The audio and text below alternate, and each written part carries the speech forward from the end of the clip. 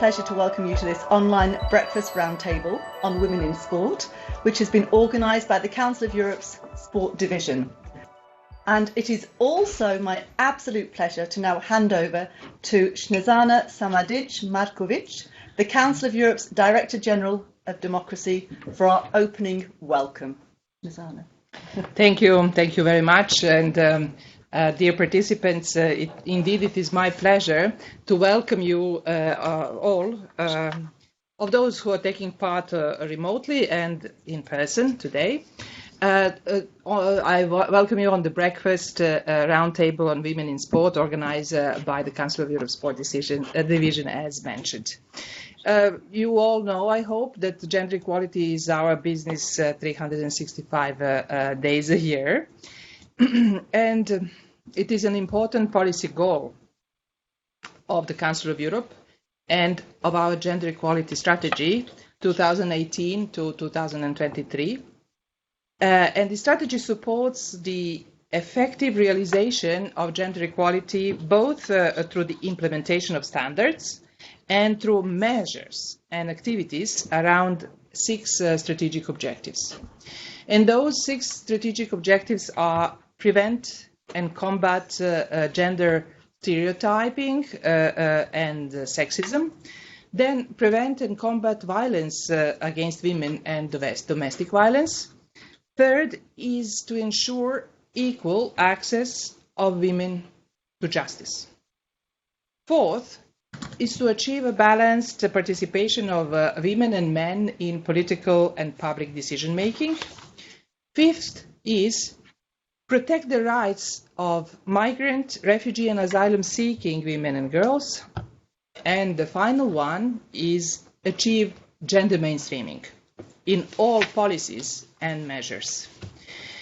And as in many other sectors, gender equality in sport is still widespread inequality, and women participate in sport on a totally unequal footing to men. Let me tell you what we are doing about it.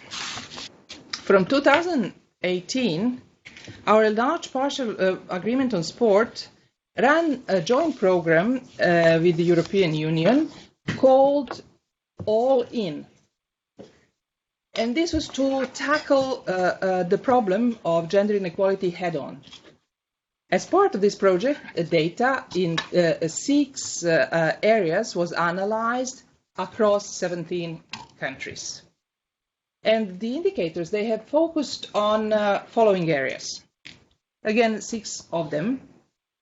One is leadership, and I'll tell you later on what are the data. Then the coaching, participation from grassroots to elite sport, gender-based violence, media communication, and final one, of course, as I mentioned in the strategic goals of the equality strategy, gender mainstreaming. And some startling figures came out from the data analysis. For example, when it comes to leadership, in Europe, women make up only 31% of the members of a sports club or federation. Then, on communication a little bit, less than 10% of sports news articles are written by female journalists. Then, men in sport are the focus of over 75% of sport news articles. But this is not the end. Furthermore, women in sport tend to be portrayed in stereotypical, comical, sexualized and sexist ways with their physical appearance, femininity or sexuality, more often referred to than with their athletic ability. Between 1997 and 2008, only 38 of the US magazine Sport Illustrated's 676 issues featured women on the cover, 12 of whom were not athletes but models in swimsuit. So these 38 articles out of 676, I know you all know math, it's actually just 5.6%. The All-In project also showed that differences can be found in the language used to portray female athletes. Drawing on research from the University of Cambridge, the project found that notable word combinations used to describe women in sport often included the adjectives married, unmarried, or pregnant, while male athletes were more often portrayed as strong, the fastest, or great. The issue of representation is important because when the media and sport use gender stereotypes, they perpetuate gender inequality and accentuate gender differences. Stereotyped portrayals of female athletes are also likely to contribute to gender-based incitement of hatred, of violence and discrimination, which today risk being exacerbated by social media. This has a negative impact on female participation in sport and in coaching, as well as on leadership positions in sport. In March 2019, the Council of Europe adopted the recommendation on preventing and combating sexism. This was not only about sport, it was actually much broader. And it's, as it says, preventing and combating sexism. This is the first ever international legal instrument to include a definition of sexism and to tackle this problem, including in the sports sector. The recommendation invited member states to adopt a zero-tolerance approach towards sexism and sexist hate speech in the sports sector, and to produce and promote tools to combat this. The recommendation also promotes the concept of positive role models. In this respect, I would particularly like to welcome Nagin Ravand, whom we have the pleasure to have with us today as a speaker, and who will talk about her tireless commitment to promoting sport for all, to ensure that women and girls have equal access to the football pitch, and to empower female minorities in and through grassroots sport. Sport for all, ensuring that all members of community, and I quote, have opportunities to take part in sport, and that, where necessary, additional measures are taken aimed at enabling disadvantaged individuals or groups and people with disabilities to make effective use of such opportunities, and end of quote, is essential. Council of Europe's work in the area of sport. The revised European Sports Charter, adopted last year, states that access to sport in a safe environment should be a fundamental right. One that has to be safeguarded and promoted without discrimination to ensure that everyone can benefit from participating in sport. Now about this breakfast roundtable. The aim of it is to take a positive stance on how we can improve the current problem of gender inequality in sport. The title is deliberately broad to cover those women and men working in sport to bring about equality. Those women who experience inequalities, and all of those great initiatives that we can set in motion to make sport a welcoming and safe space for women and men. If we, again, look into some more data from our All-In project with the EU, we can note that only 36% of women practice sport or any other physical activity at least once a week. If we look at the coaches, only 31 of registered coaches are women, and only 22%, if we look at the elite and national team level, are coaches. In leadership, female presidents of sport organizations are less than 10%. The impact of the COVID-19 pandemic has worsened some of these statistics. Sadly, as it is often the case in times of crisis, women have tended to suffer most. While participation in sport and physical activities decreased similarly for both the genders, the level of employment did not. According to a study on labor market statistics for the sports sector 2020 and the potential impact of COVID-19 on sport employment by the European Observatoire of Sport and Employment,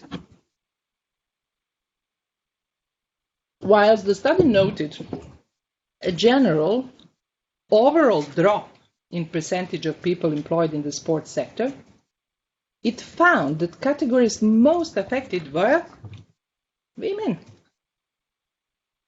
minus 5.9%, compared to minus 1.8% for men, and particularly young women between the ages of 15 and 24, minus 17.5%.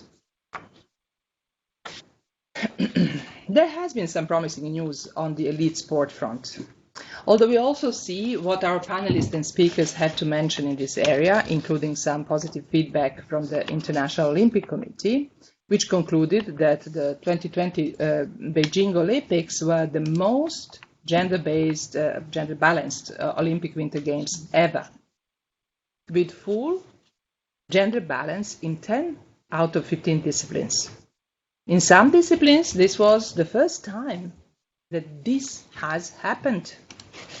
Overall, women accounted for 45% of the total number of athletes and of the flag bearers. Full gender balance has also been reached at the Youth Olympic Games, both in 2018 and 2020. If we consider that the situation is perhaps improving in terms of participation at the level of elite sports, the same cannot be said about the gender pay gap, including athletes' contractual earnings, sponsorships, endorsements, and prize money. Just as an example, the gender gap in the men's and women's FIFA World Cup amounts to $370 million with total prize money of $400 million for men and only $30 million for women. Only a couple of weeks ago, the New York Times reported on the legal battle for equal treatment of several current and former members of the World Cup winning United States women's soccer team, a battle that came to an end with a settlement and a pledge from the National Federation to equalize the pay. Well, this picture I have just painted may seem like an insurmountable situation. Solutions exist, and improvements are within reach. A gender mainstreaming approach, as well as positive measures to address the many gender gaps in the field of sport, are all necessary in order to achieve de facto equality between women and men, both in sport and through sport. In January 2015, the Committee of Ministers adopted a recommendation on gender mainstreaming in sport, which calls on member states to review their legislation in order to incorporate a gender mainstreaming strategy into public sport and physical education policies and programs. In 2023 to 24, the Council of Europe Sport Division is looking forward to reviewing and renewing the work from the previous All-In project and developing aspects of it to ensure that the findings from the previous iteration are strengthened and more innovative solutions are identified. It is in view of this that we are delighted to welcome international experts, COEs, gender equality activists, football experts, representatives from the EPAS Consultative Committee, and from the EU High-Level Gender Equality Working Group, who will enlighten us this morning as to how we can now move forward to ensure that there is greater gender equality in sport and that women are finally given the equal roles they deserve. To be impactful, networking, collaboration and cooperation are vital. And it is in this vein that I am delighted to welcome all speakers here today. So, my dear colleagues and dear participants, the reality of gender inequality is complex, and discrimination against women in sport is deep-rooted. But this must not scare us. Solutions, as I said, exist, and they come much more easily if we are all part of them. You can count on the Council of Europe to continue supporting the building of inclusive societies, free from discrimination, sexism, hatred, and violence. And we shall do that in and through sport as well. I look forward to a fruitful exchange for this morning and really thank you very much for your attention.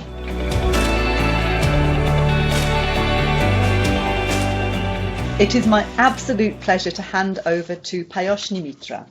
Now, Payoshni is the new CEO of the Global Observatory for Women, Sport, Physical Education and Physical Activity. And we are delighted that you are the new CEO, Payoshni.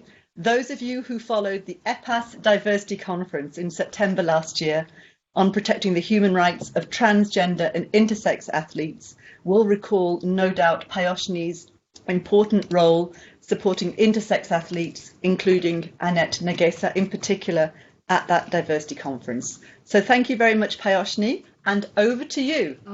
Good morning to everyone. I am assuming that there are people from across the world joining us this morning, so I'm not sure if the time is morning for everyone, but I know that Pauline is here from New Zealand and it's pretty late at night for her.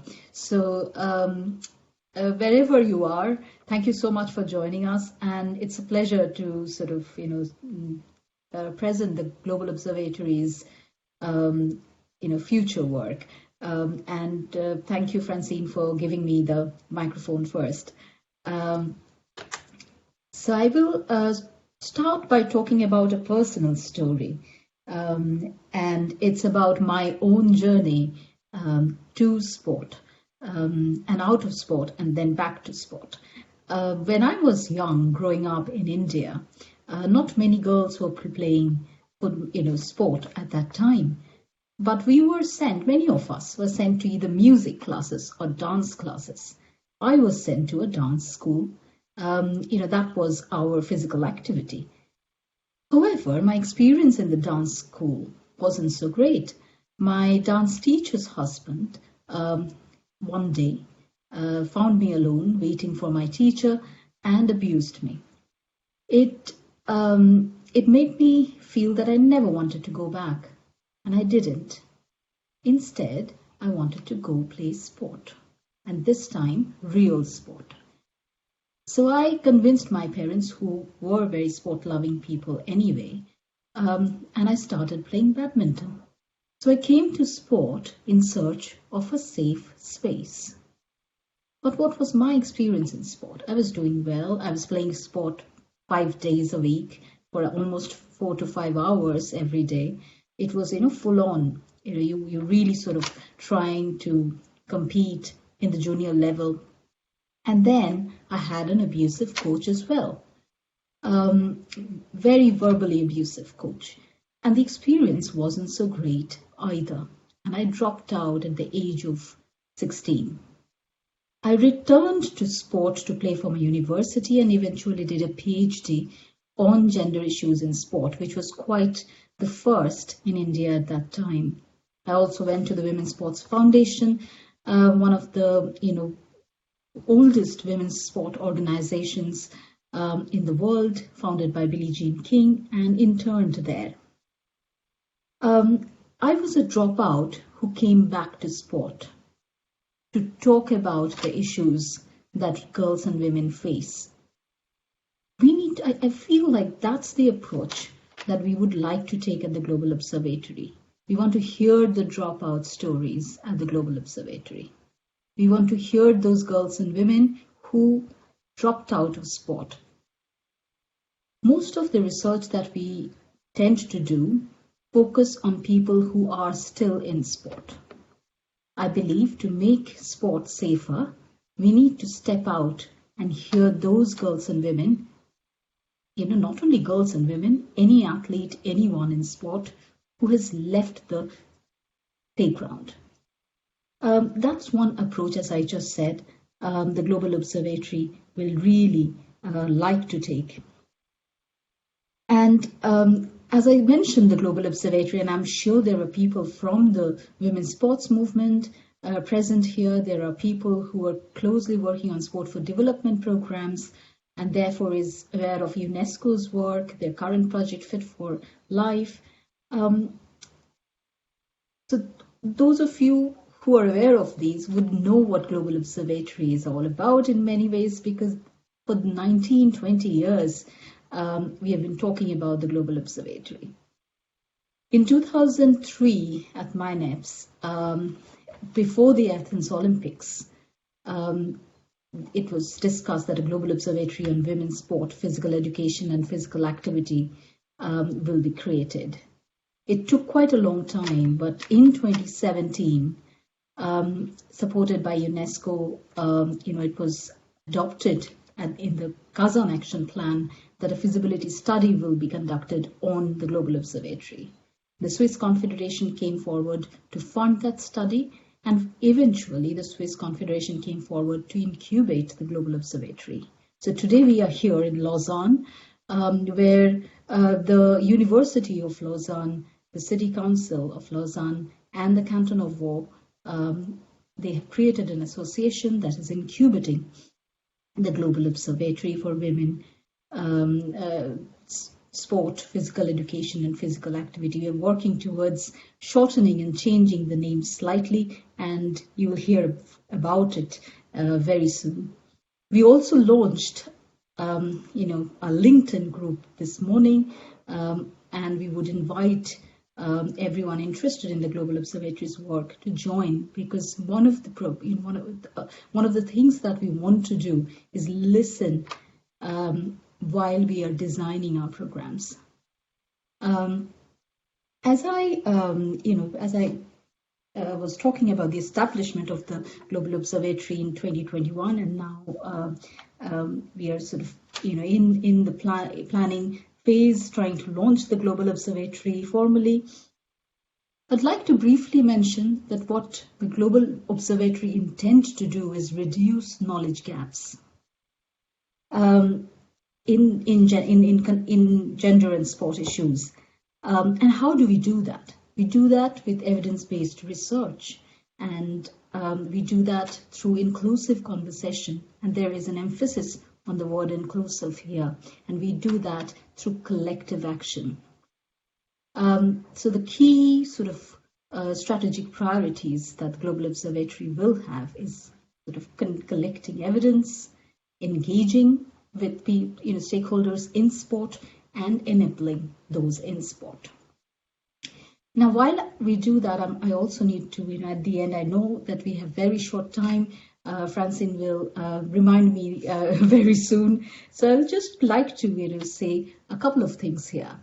Having grown up in India, coming from the global south, I haven't seen too many Indians at the helm of sport. I haven't seen too many black and brown women at the helm of sport either.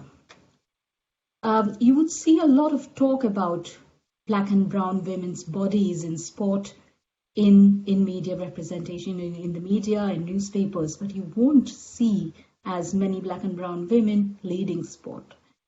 While I'm conscious that sport is a male domain, and a lot of data that you mentioned are focused today on how many women are making it to the committees, to the board, to the to the Olympics, as athletes, as coaches, as officials. But we also need to have an approach which is intersectional. When we talk about gender, it has to be gender plus, as E-Alliance in Canada has pointed out. It's so important that we don't only look at the number of women, but where these women are coming from.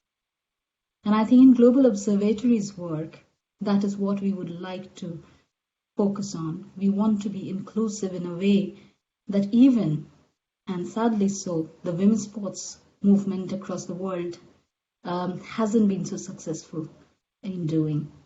So we will try to include that part of the world which hasn't been included.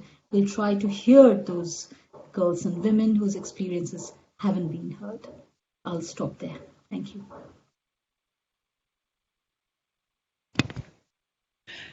Thank you very much, Payoshni. That's very interesting, and thank you for being so open and sharing your own personal experiences as well. So it's awful to have such a tragic experience when you're younger as well. So thank you for being so open and sharing that with us. We have a question, and I'm going to ask it straight away because we want to be very interactive today, from Laura Kaplanica. Laura is a member of the Consultative Committee of EPAS, and she wants to know, what about gender segregation for rhythmic gymnastics? Is it important for reinforcing the stereotype of feminine and masculine sport? First question for you, Payoshni. Thank you for that question. I think there is a lot of research on these issues. And if you think about it, for example, and it's only recently that we are looking at attire and in gymnastics as well. Why do women have covered they cover their arms, and why men have sleeveless is because you want gymnast women to look their effortless and beautiful, and you don't want to see their muscles. These things are changing. It's changing because of athletes like Simone Biles. It's just fascinating that we have such athletes who are standing up for their rights, who are standing up for their bodies, who are standing up for their mental health. And I think it's part of the system. It's sad that sport has such policies where we would have expected that sport would blur the gender gap. However, what sport policies at the high performance level especially has ended up doing is reinforce the gender gap. And what the example that you are giving is reinforcing that gender gap. But thankfully, we have fantastic athlete activists these days who are raising these issues along with activists outside sport and scholars. And we are hopeful that these issues will be addressed way more than before. Thank you.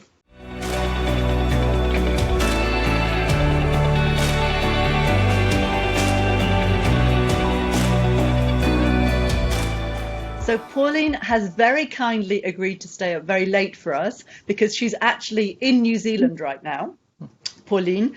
And Pauline is the chair of the International Working Group, the IWG, Conference Steering Committee on Women in Sports.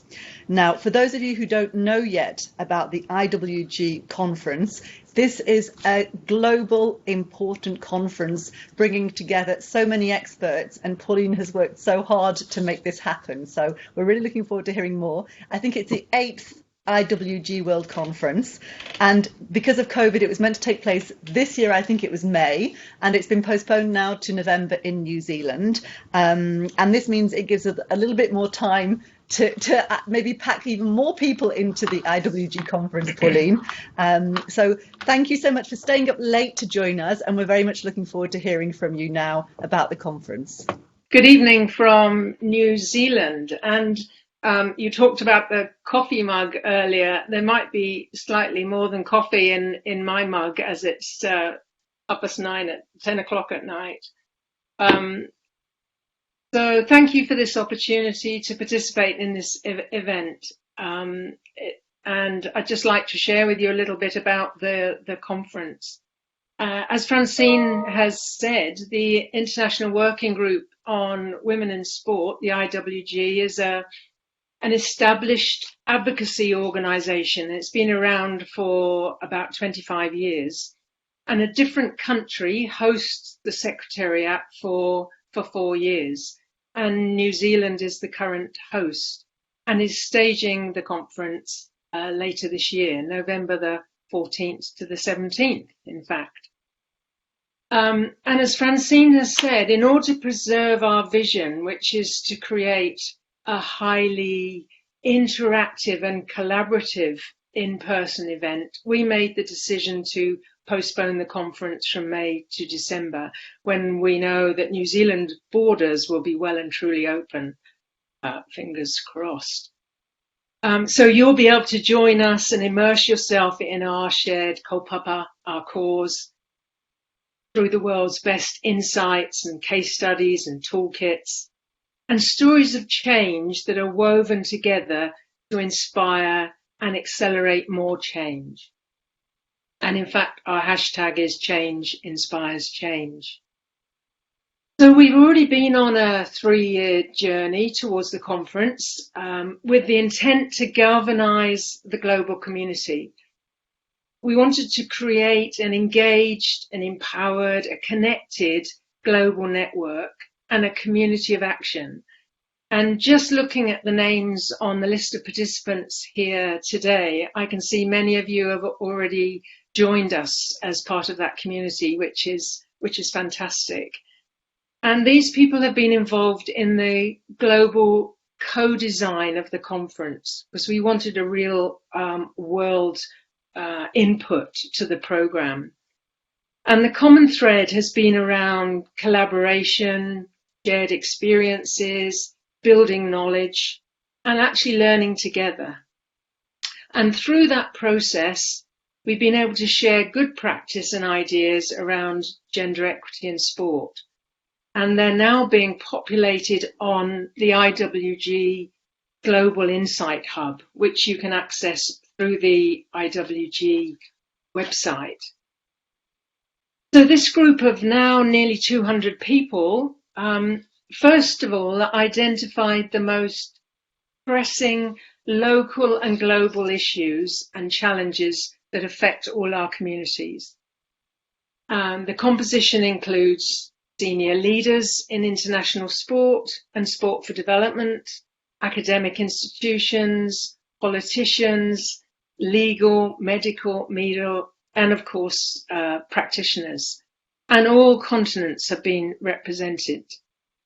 And the idea is to support this group to become a sustainable community of practice. And that will be New Zealand's legacy to the IWG when we pass the host to the UK, who will take it from us after the conference. So the issues that the group identified was synthesized under 5 conference themes.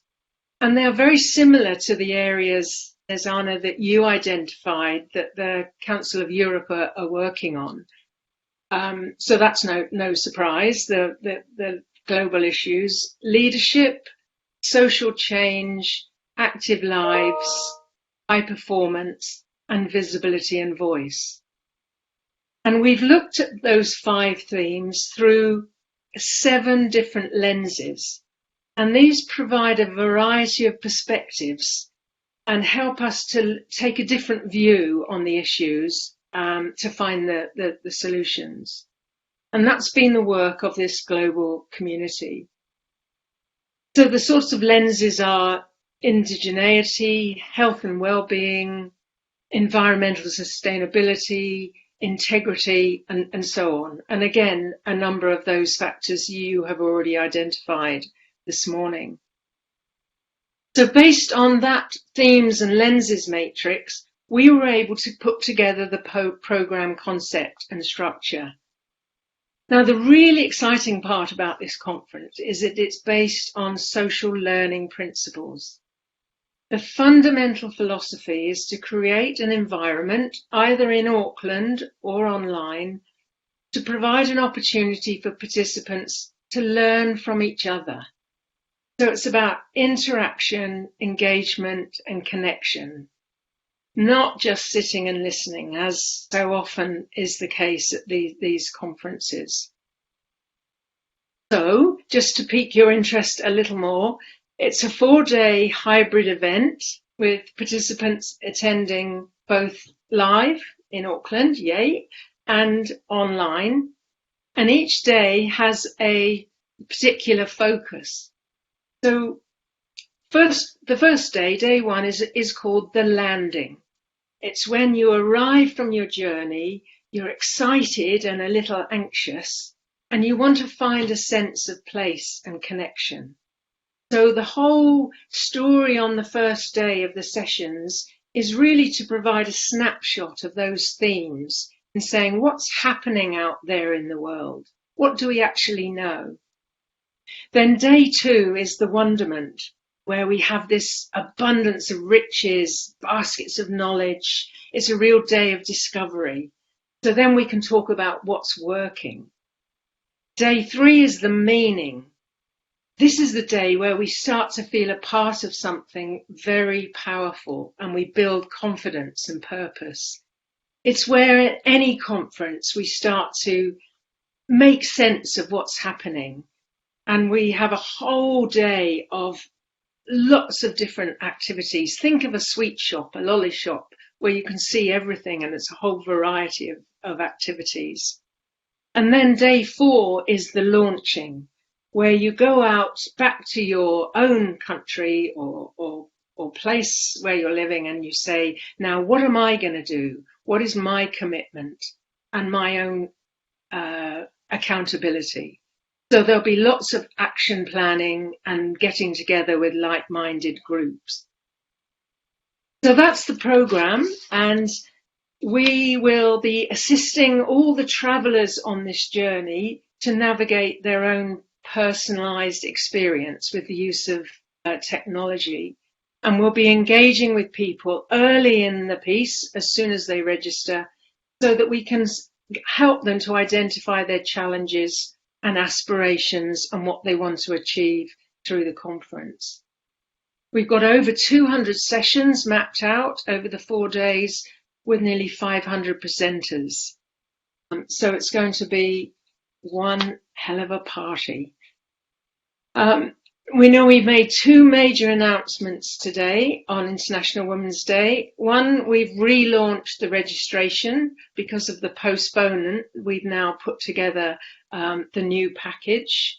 And also we've launched the IWG Conference Hub, which has all the information that everybody wants to see about the content and the speakers and the experience that they'll be involved in. So you just have to hop on to iwgworldconference.org, and I'm sure we'll be able to send some of these links at the end of the conference. And we look forward to seeing you, hopefully in person in Auckland in 8 months' time. Thank you. Thank you very much, Pauline. Now, before we allow you to go to bed, which you're most welcome to do so now, I'm going to read out a question because we have a few questions already that I think are more directed for Payoshni that I'll ask actually in the coffee table discussion a little bit later. But we have one question I'd like to address to you. So this is from Paulina Tomcic, also a member of the EPAS Consultative Committee, in fact. And she's saying a number of issues still need to be addressed, such as professionalisation. Women are sometimes considered amateurs when men playing the same sport in the same country have a professional status and associated rights. Fair and equal pay, proper working conditions, pregnancy and maternity protection. And I wonder if you want to add anything, Pauline, to that remark. Well, I'm sure Paulina, did you say that her name was? Yeah. Sounds as though you've looked at the programme, because all those issues have been addressed. Because we engaged the global community, we were able to come up with all the burning issues, and each one of those will certainly be addressed on the programme.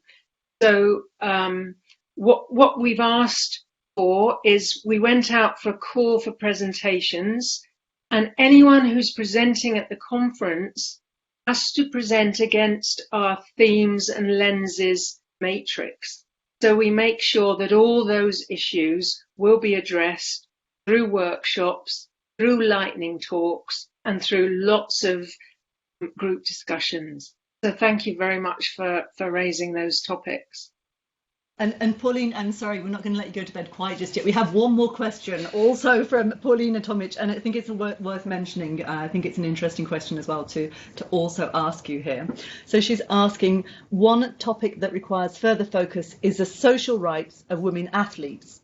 It is important that women are able to exercise sport as a chosen profession without discrimination and reach their full potential, also in order to inspire younger generations and the general public to engage in sport. And before you answer it, Pauline, just to mention, you might be hearing some little noises in the room.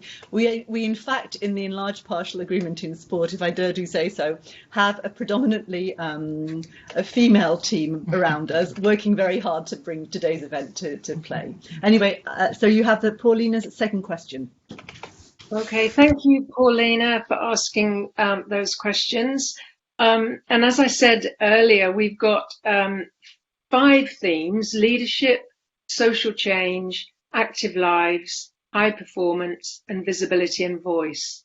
And that whole topic of social rights for athletes could fit under actually any one of those topics.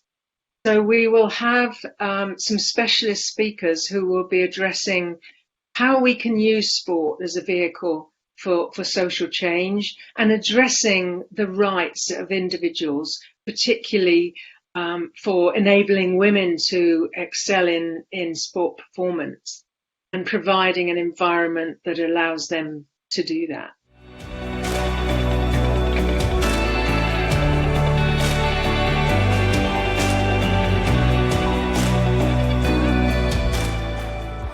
Our next speaker is Emily Buscott. Now, Emily is the chair of the European Commission's high-level group on gender equality in sport.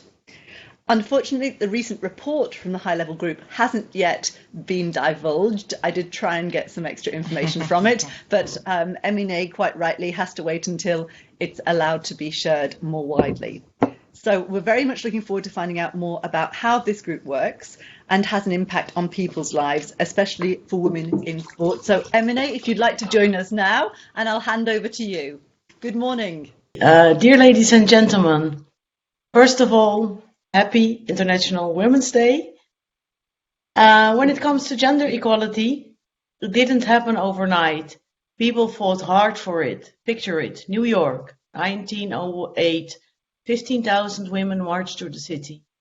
They want shorter working hours, better pay, and the right to vote. Brave women, with the risk to be beaten up, standing up for their rights. Then we travel a little bit in time, Copenhagen, 1910. And then we see the ultimate smart move. Clara Zetkin, an activist for women's rights, has the idea for marches for equal rights, all on the same day, till the right to vote is granted. She puts her idea to an international conference of working women, and the 100 women there from 17 countries agreed to it unanimously. Then we travel again. The date of 8 March wasn't formalized until a wartime strike started on 8 March in 1917, when Russian women demanded bread and peace. 4 days into the strike, the Tsar was forced to abdicate, and the provisional government granted women the right to vote. 8 March became the date that International Women's Day is celebrated.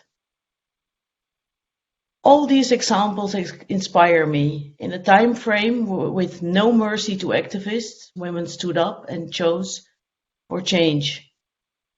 They came together and just made the decision. Good news, we can do that too, today, by joining forces. Gender equality in sport is progressing, but still too slowly. Let's see how the actions of these brave women worked out in Europe. equality between women and men is a fundamental principle of the European Union since its establishment in 1957. The EU Gender Equality Strategy for 2021 to 2025 promotes a union where women and men, girls and boys, in all their diversity, are free to pursue their chosen path in life, have equal opportunities to strive, and can equally participate in and lead our European society. The same, of course, goes for sport. Female participation in sport and equal treatment at all levels are among the main priorities of the European Commission. Serious steps are already taken after the adoption of the previous report about gender equality in sport, but a lot remains to be done. Promoting gender equality has been part also of the work of the Council of Europe in the field of sport for many years. Ms. Markovic already mentioned the All-In project, which was a joint project between the Council of Europe and the European Union from 2018 to 2019 with a focus on gender equality in sport. This project provided a best practice toolkit, an analytical study on gender equality, as well as an online resource center. It's good to mention maybe that the high-level group, our high-level group supports in the report the follow-up of this important work. Gender equality is an important pillar of the work of the Council of Europe and closely linked, of course, to other fundamental rights like the rule of law or democracy. Now the EU high-level group. It was launched by Commissioner Gabriel 1 year ago. And we are with 15 experts, women and men, from a great variety of member states, from different walks of life, some coming from sport organizations, all with a common great dedication to gender equality in sport.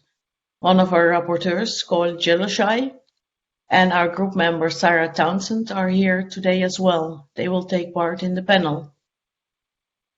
Our expert group prepared proposals for future actions to the Commission, the Member States, and the sport movement in the field of gender equality in sport. Topics related to girls and women's participation in sport, female coaches, women's representation in decision-making processes, media coverage, as well as gender-based violence are addressed. Cross-cutting themes and new trends were identified as well. Leadership and gender-based violence were seen as priority themes for the short term. We will present our recommendations and action plan next week to the Commissioner. We started 1 year ago and we worked on different themes, looking at research, data, and to our pleasant surprise, there were much more academic texts than before. We spoke with the sports world and other leaders. And when we look at the huge list of illustrative projects, we see that member states and sport organizations are dedicated as well. That gives hope for the future of gender equality in sport. We should all work together to make a lasting impact. Today is the day. Let's take inspiration from the 100 Women of Clara Zetkin. Only by working well together, we can combat inequality in sport. And although there is progress, a lot remains to be done. It was about time for a more structured approach, a new report, new inspiration, because we need more speed, more sustainability, data and monitoring, and of course enabling environments. We need consolidation, continuity, and of course also solid funding for data collection and monitoring. Now we need to keep up the effort to make sure the foundations are strong. We must continue to develop educational initiatives. Education should help to tackle problems and create those enabling environments. International organizations, federations, national Olympic committees, academics, women's organizations, politics, the new observatory, let's cooperate closely. Let's disseminate recommendations and implement them. There is an urgent need for it because we all know that women remain underrepresented at all levels of sport. Women are marginalized in the run for coaching positions. Women are practically absent in executive boards of sports organizations. Women are being paid less in general and rewarded much less for high performances. Women's sports leagues receive less coverage by media.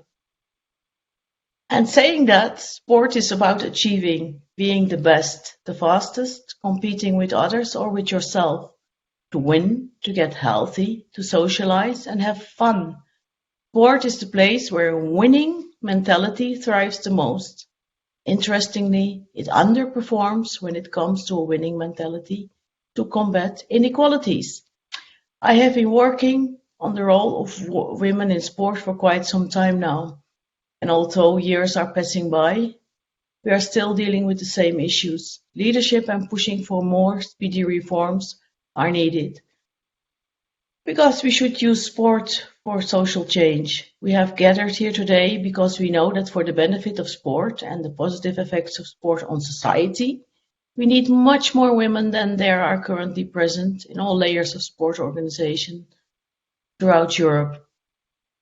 Time has come for the sport family to show a winning mentality towards achieving gender equality. And that sport family, however, is still a bit of a man's world. The reason that we know the names of women chairing executive sport boards in the EU 27 is that we can count them on one hand. This is exactly why sport governing bodies need to show leadership and sincere dedication to creating a balanced gender representation throughout their organizations. This attitude is leading to a vicious circle where fewer women are practicing sport and not enough qualified professional sportswomen are present to flow through to coaching and executive positions. Consequently, there are not enough women present in leading positions in sport organizations, so there is not enough attention, promotion, nor encouragement for other women to pursue careers in sport. If we want the sport world to take leadership on gender equality, the leadership should reflect the change we want to see in gender equality. I think that we need at least, that's the bare minimum, 30% representation at all levels, including grassroots. But we should, of course, strive for more. And to me, 50-50 seems fair enough. So let's work together on social change to respond to the current environment. This can only be done if we cooperate with national governments, sport organizations, women's organizations, media and participants to ensure that women in sport get the recognition they deserve. We need sports to lead the way. We need role models for our youth and our societies. So when there is only diversity in the field and not in the boardrooms or in managerial or coaching positions, we should act. And we should not only strive for an increase of the numbers, we should strive for sport organizations to reflect our societies that have become increasingly diverse through time. To be successful, we should strive for inclusion. That's why intersectionality be at the core of our work. We are going to do our part with the EU High-Level Group on Gender Equality and Sport, and I look forward to hear your suggestions, good practices, and above all, priorities. We can decide today, like 100 women did 112 years ago, to opt for change. Let's achieving 100% gender equality not take another 100 years. Thank you.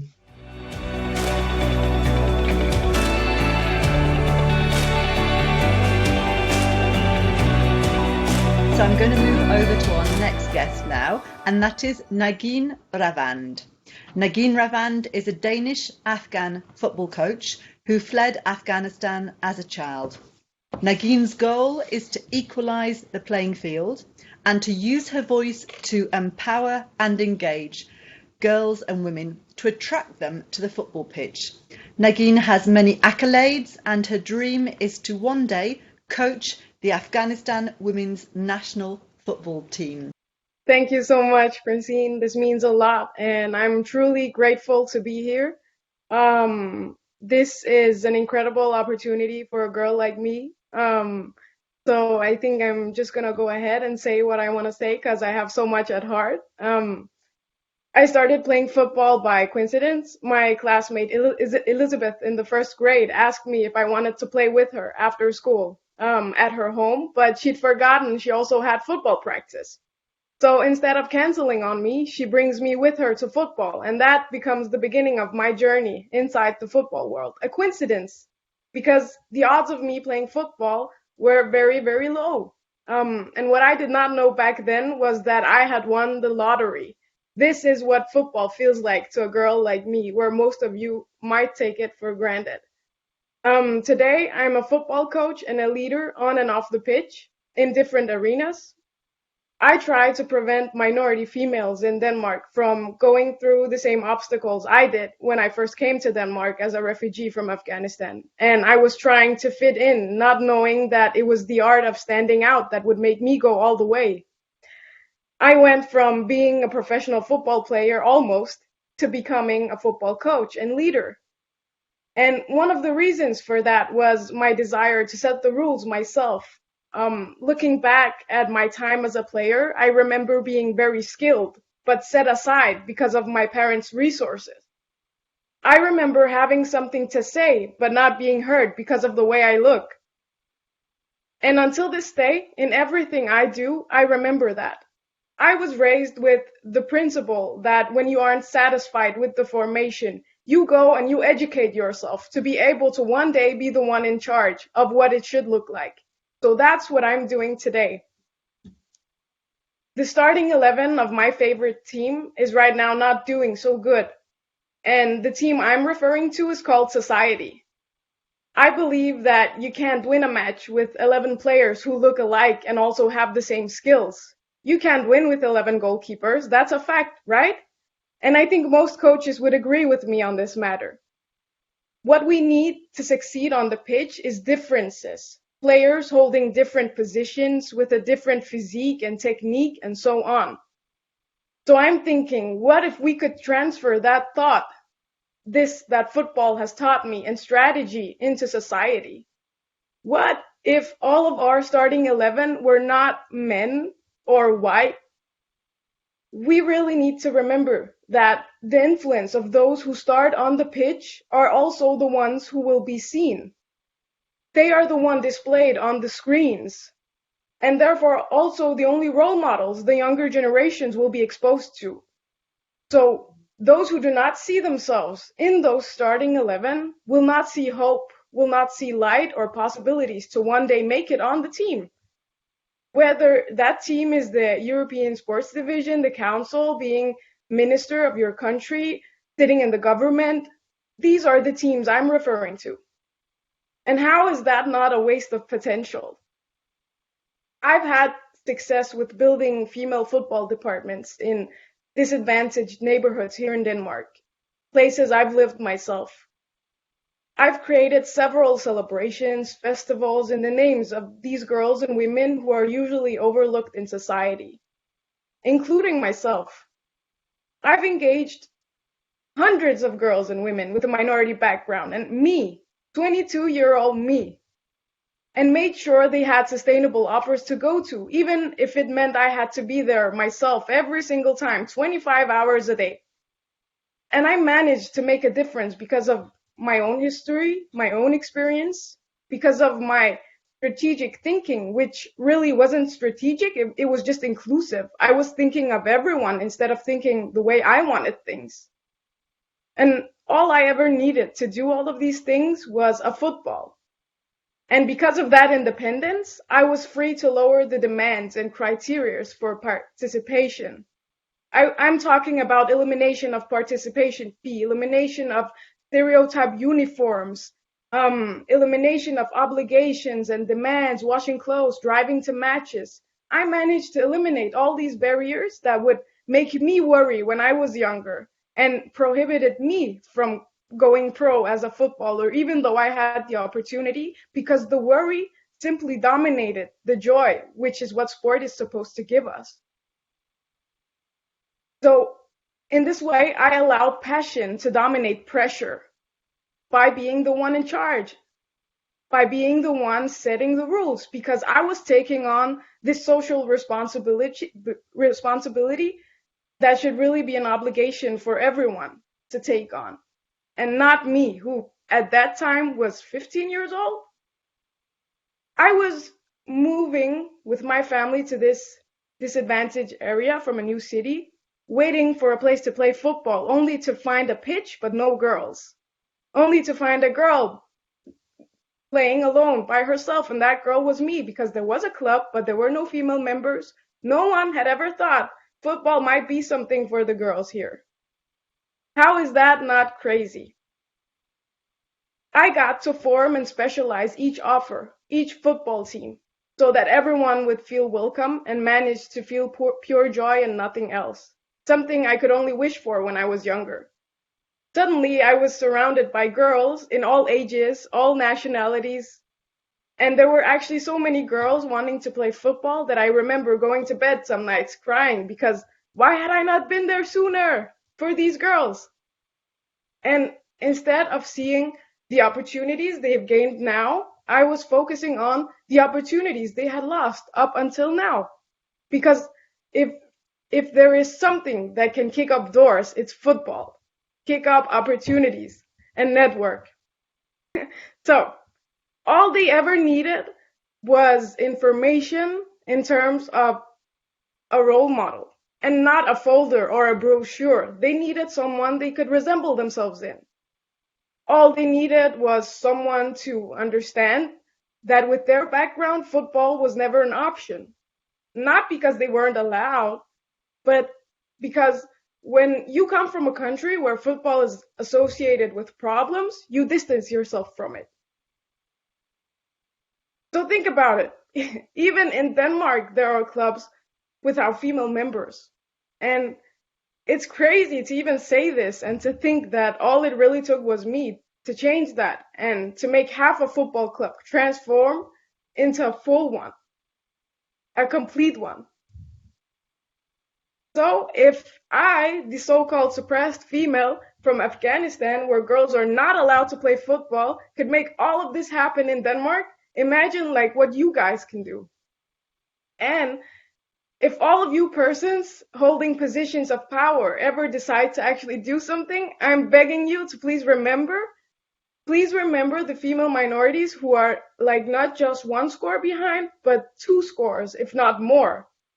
Include us in your decision-making processes, because we might know something that could make your jobs a whole lot easier. And all you need to do is just remember to put us beside you as an equal, like we deserve, and not beneath you as a charity. And all I'm about is wanting to challenge the odds and to not let a fundamental right like playing football be in the hands of a coincidence like it was with me. I want to end this with saying I truly believe that one coach, one player, and one ball can change the world if we all aim for the same goal. Thank you, and happy International Women's Day!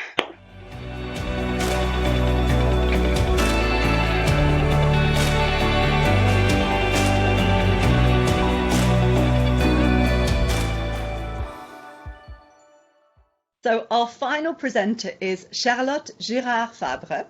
So Charlotte is the Secretary General of the International Federation of Sports Officials, the acronym IFSO, and she has been herself a high-level sportswoman since the age of 13. She wants to symbolise a new generation of committed women.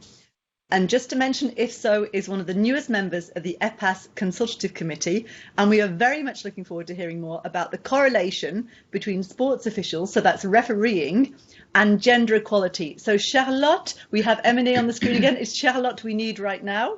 And you're going to do a little bit of a presentation for us on judging for greater equality. So Charlotte, could you join now?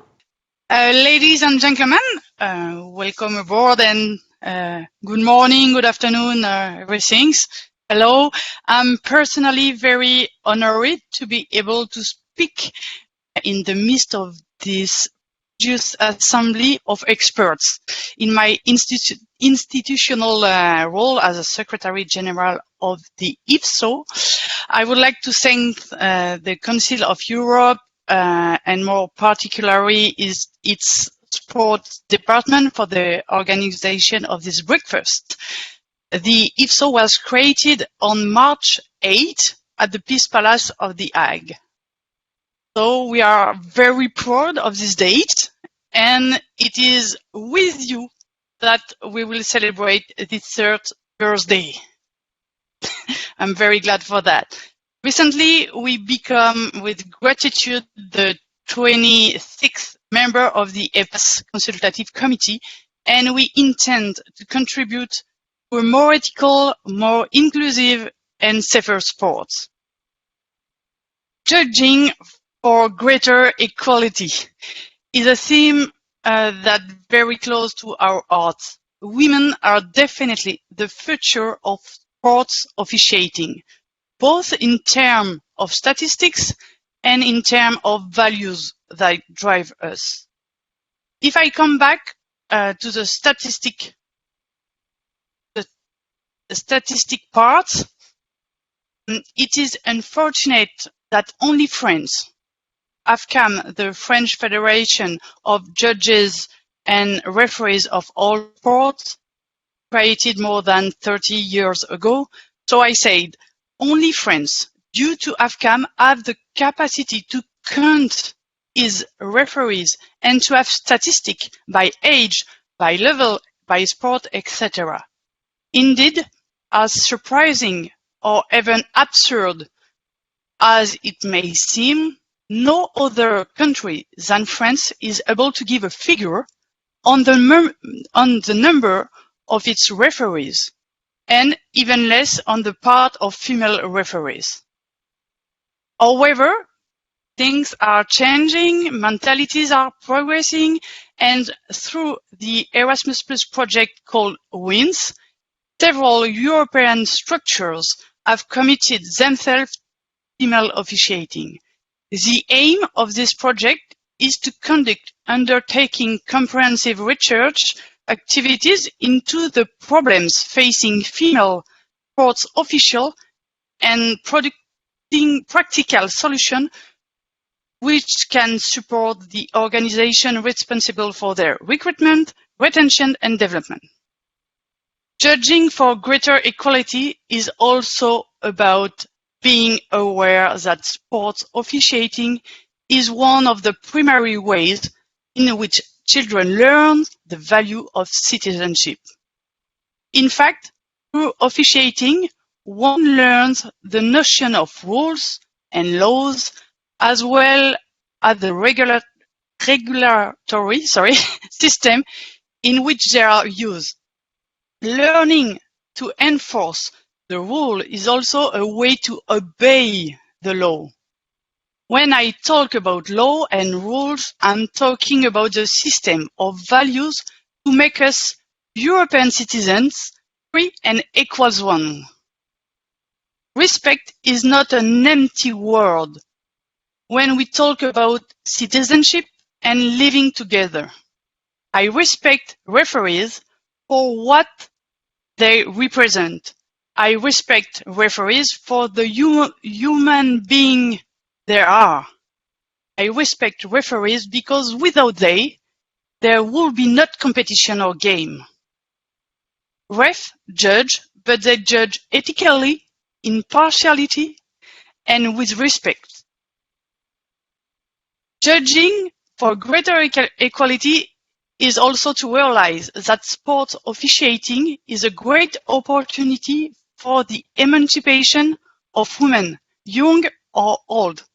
Indeed, put a whistle in the hand of a little girl, she will learn to say stop, to say no, and to find her place in a society. As we all know, education, cultural and gender bias are the key to gender equality. My story is proof of this. I stand before you today with this crescent and this mug because one day I was not afraid. I didn't see that there was a glass ceiling. I was a little girl from a small village in France who had decided to play a so-called men's sport, ice hockey. Even if at the age of 9, I had to wait 3 months for a waiver that allowed me to go on the aisle with the boys, I progressed because of my education supported by my mother and my grandmother. When I was 23 years old, a man offered me the chance to become a referee. I took it. I took the opportunity to officiate 44 men who want to fight. I can assure you that it is a training experience. Fortunately, I had always enjoyed officiating during the many sports I play at school, and now I have even become a national handball referee. For me, officiating was the best way to never leave the field. After 6 World Championships and 2 Olympic Games, I can tell you here, in very formal way, that I have found my place as a woman through officiating in sports. I have learned to say stop, to say no, to make myself respected, not to be afraid of facing men, but to work with them. I will conclude with this word: no ref, no game. And beyond this statement, no gender equality without gender balance.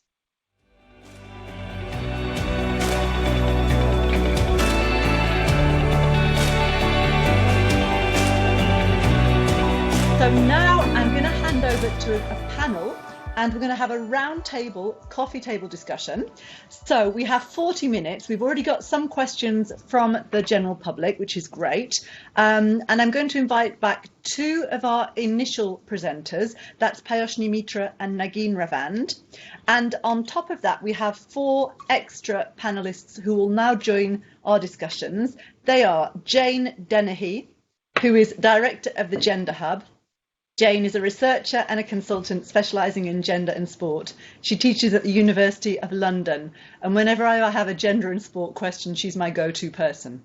We have also Cole Gielochat, who is the chair of the EPAS Consultative Committee, also Deputy Secretary General of the International School Sports Federation, and a rapporteur of the EU High-Level Group on Gender Equality, who you've already heard from through Emily Buscott. They are going to be joined now by Tess Harmond, who is the Development Director of the Alice Milliat Foundation, another recent organisation to join the EPAS Consultative Committee, and one that specialises in gender equality, sport and the media. So bienvenue, Tess. And finally, and absolutely last but by no means least, we have Sarah Townsend, who is the co-president of the European Gay and Lesbian Sport Federation, another EPAS Consultative Committee body, also very involved with the Diversity Conference from last year. So Sarah, thank you for your help with that as well. She is a member of ENGSO, so that's the European NGO for Sport, and they have the EWS, that's Equality Within Sport Committee. So I'm going to begin by launching the first question. We're going to do a little technical change now and have all of the faces of our panelists on the screen if possible. And I'm going to ask you the first question, which is as follows.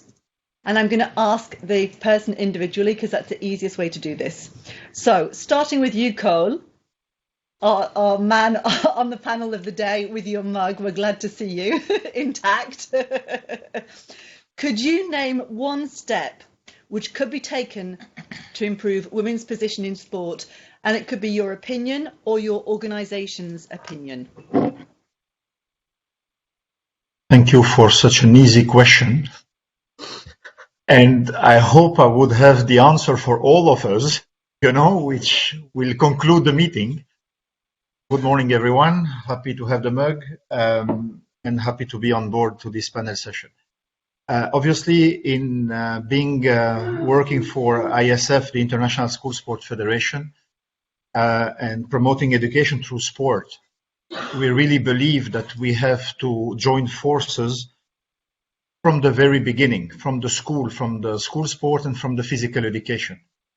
So in one word, and to leave the floor also to my colleagues in this panel session, I would just say to engage as early as possible in clubs, schools, and para-schools.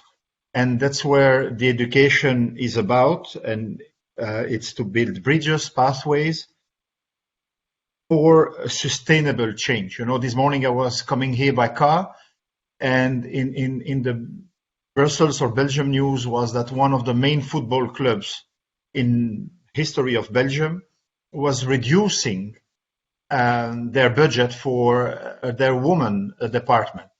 So I was just thinking that we have a long way still to go, but involve and in education as early as possible.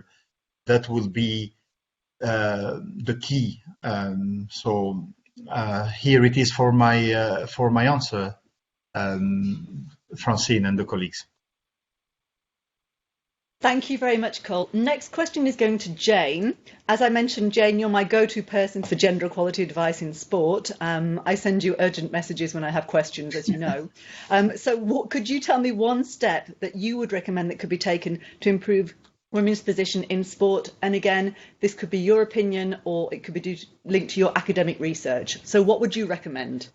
Thank you, Francine. I think one of the themes that I've sort of felt coming through from the speakers today, who are coming from such a wide range of experiences and certainly have been fantastic at making me feel quite energized about sport, because I'm sure, you know, when you're working in gender equality in sport, it can be quite draining to stay motivated. So it's been wonderful to hear the passion.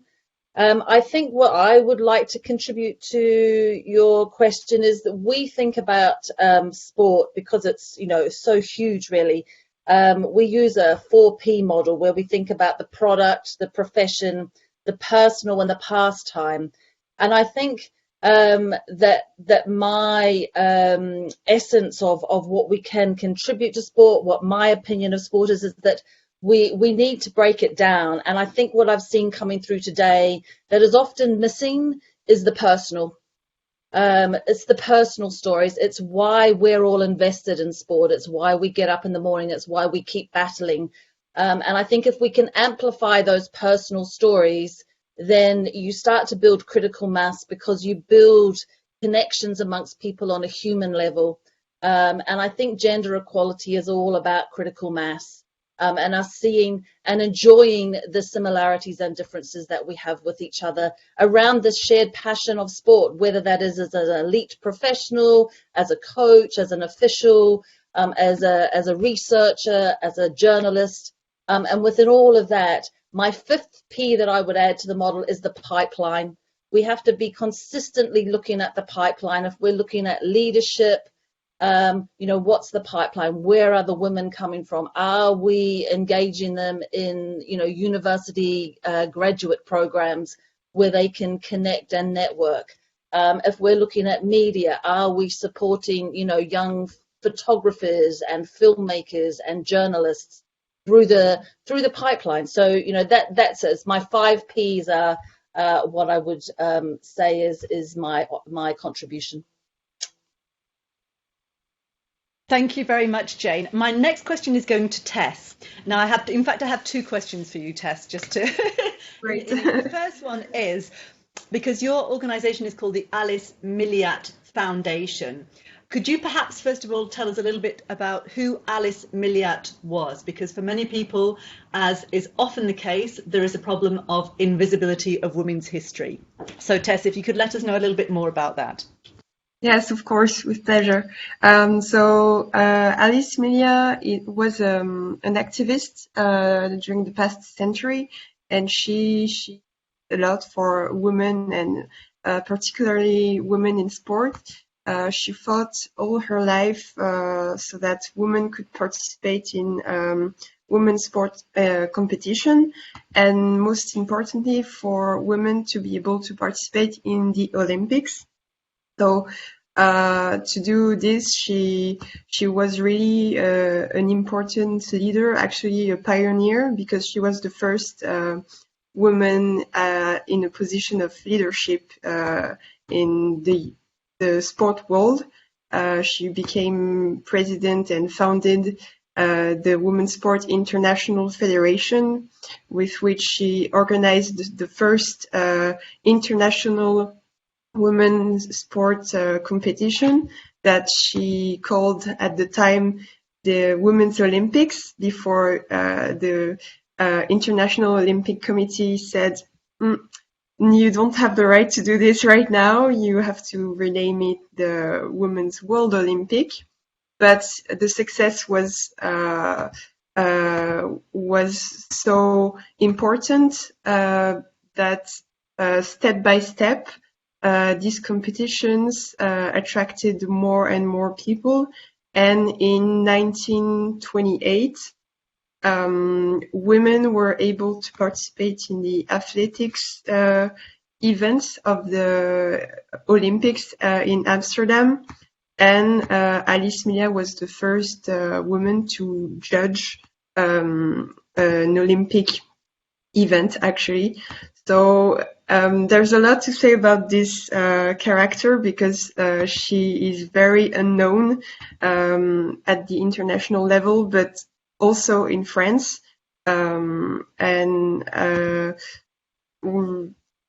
This year is also important in terms of anniversary, because in August it's going to be 100 years after the first edition of the first women Olympic were organized in Paris. So it's also an important year for her fight, and a good occasion to remember who she was and make her story and her battles known for everyone who doesn't know her yet.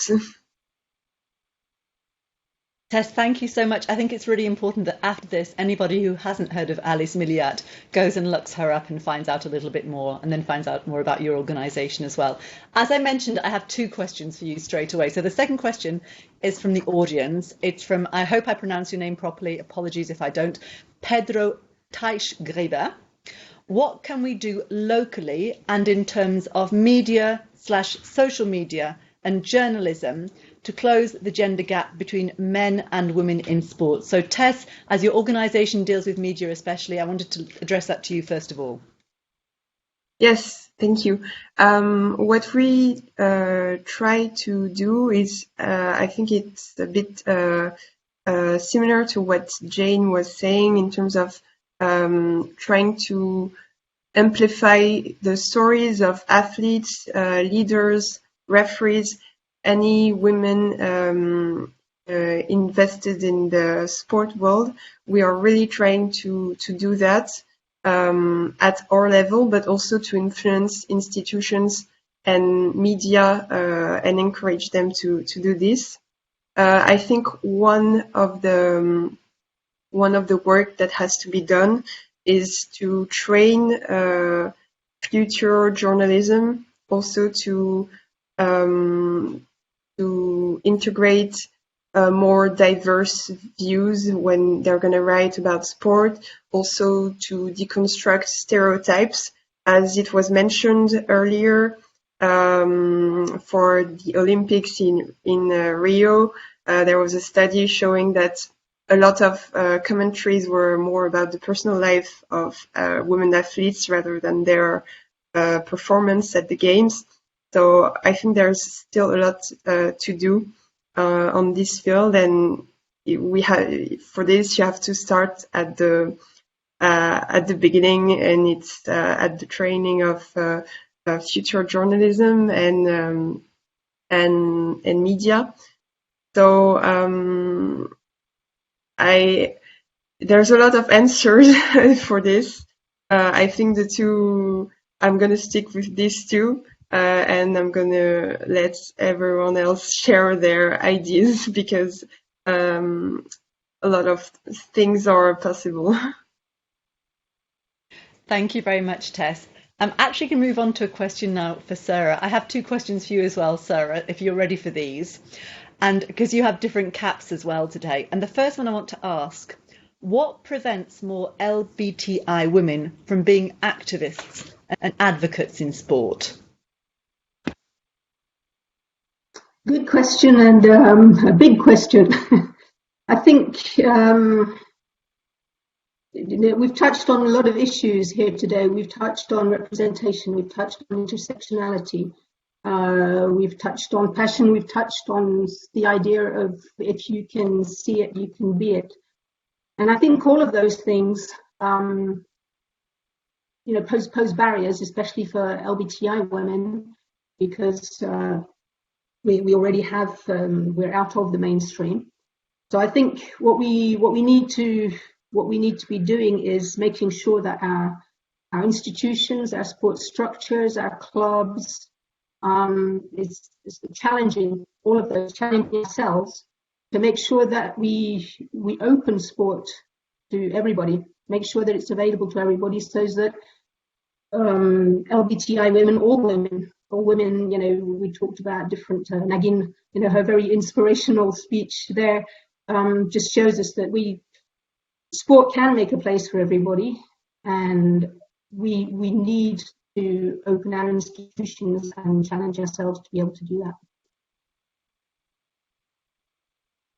So about making a space, that's really important. My next question is specific to the organisation that you're on the committee of, and that's Equality Within Sport. That's part of ENGSO.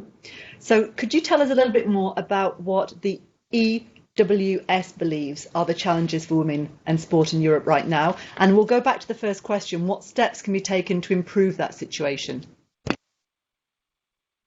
Yes, I think the EWS, the Equality Within Sport Committee for ENGSO, has been around for a long time. It's sort of evolved as time has gone on as well.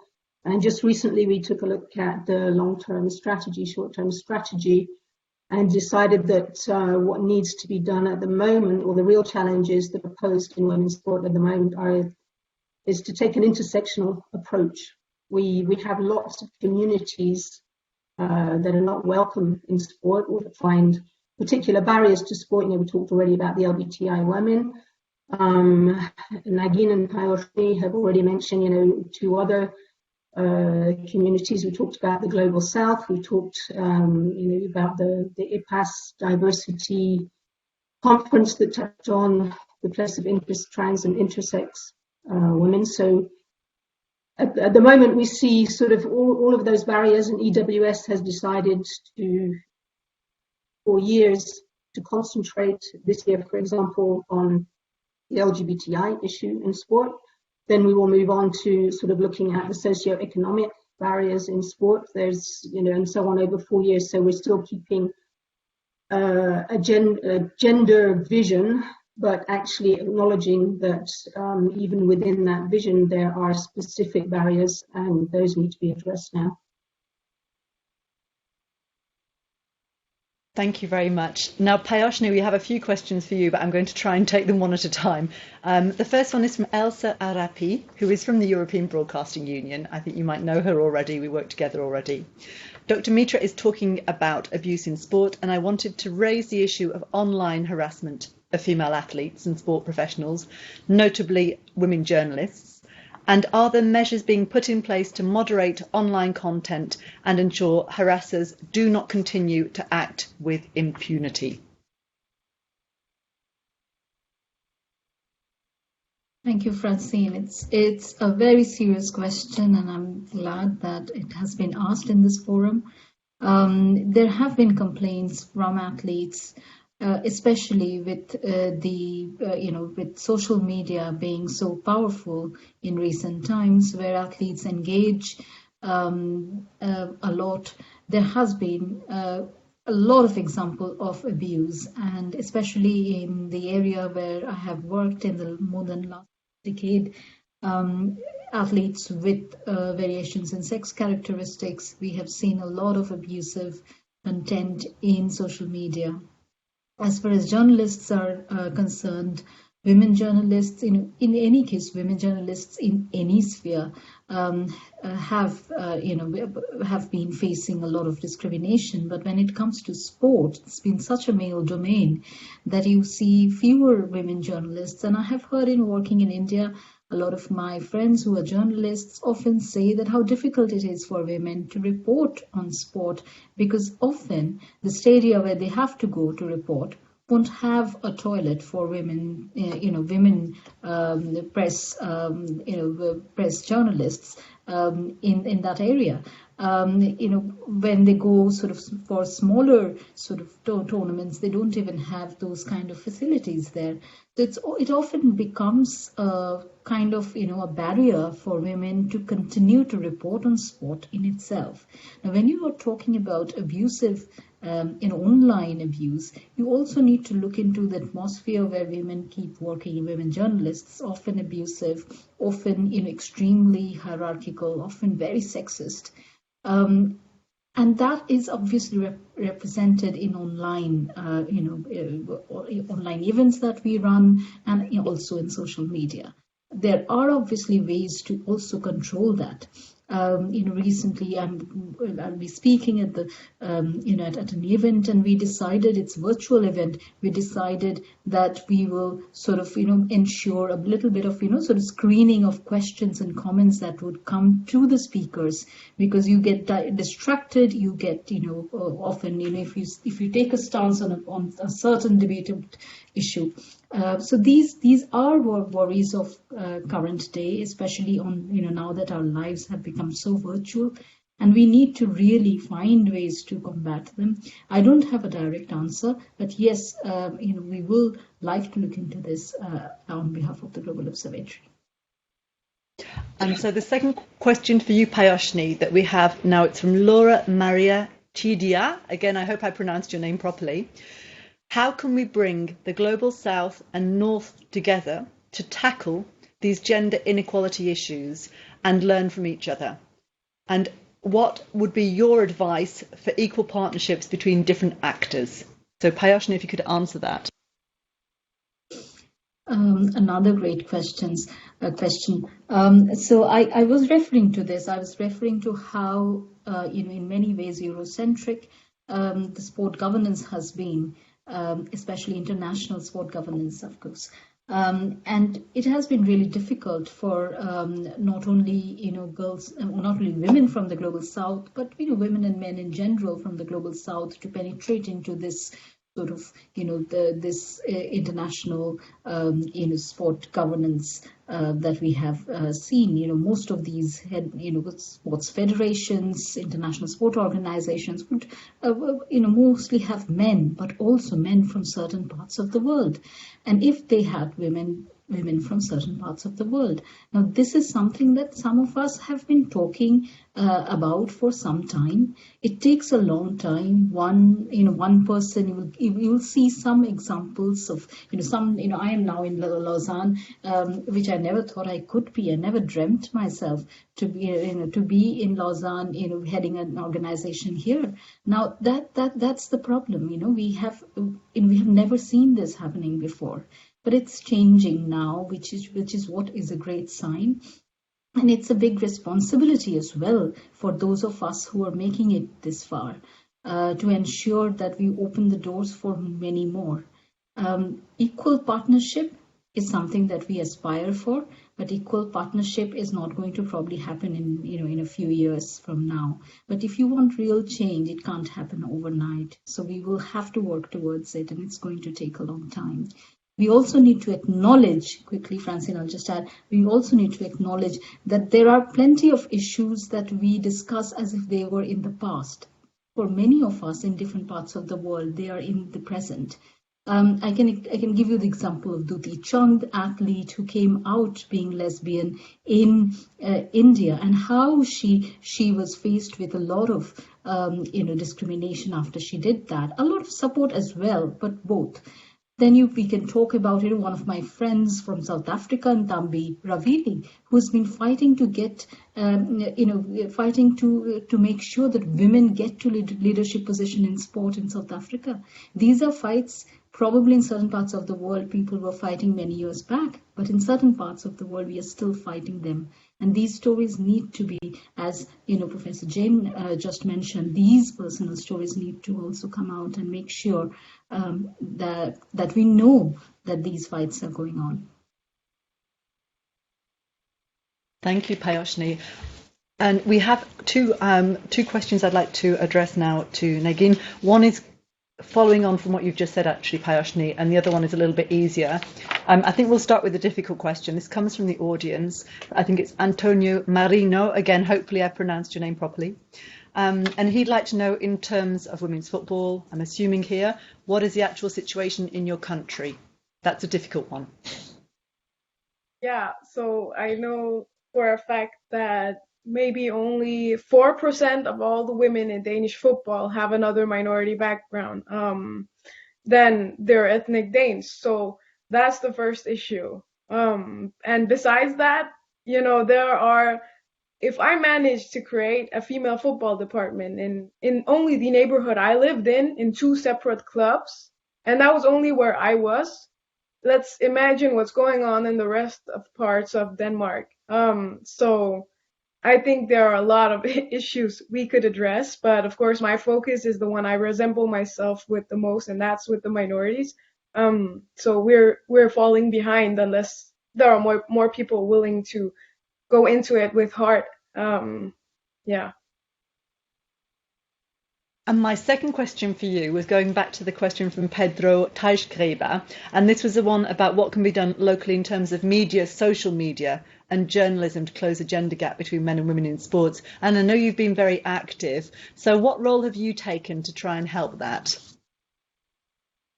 For me, it's all about, being a great leader is also about maybe sometimes being in the background. I have this screensaver where I'm standing in the front of all the girls and women I coach, but I'm standing with my back and they're in the front. And I think that's also what good media representation and journalism is about, is finding those people who need to be heard, those voices that are being suppressed in daily life. I'm very grateful for that, have a platform now, and I get the chance to speak up about the issues no one else chooses to address. So really journalism, media, SoMe, all of that is where people are now. They don't watch so much TV. They're on TikTok, on Instagram, and find interesting profiles there, or on LinkedIn. So let's make sure to be there too. Thank you very much. I have a question now for Emine, and this is from, I hope I'm pronouncing this properly, Mutambi Raveli. I think the issue of sponsorship and broadcasting should be high on the agenda, because sponsorship and broadcasting affect professionalisation of women's sport. The corporate world should come to the party. What would you say, Emine?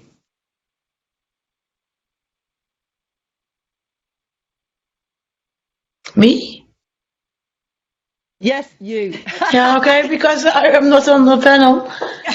You've been introduced anyway. We decided we saw you there and I was going to bring you in anyway. And I like the question for you.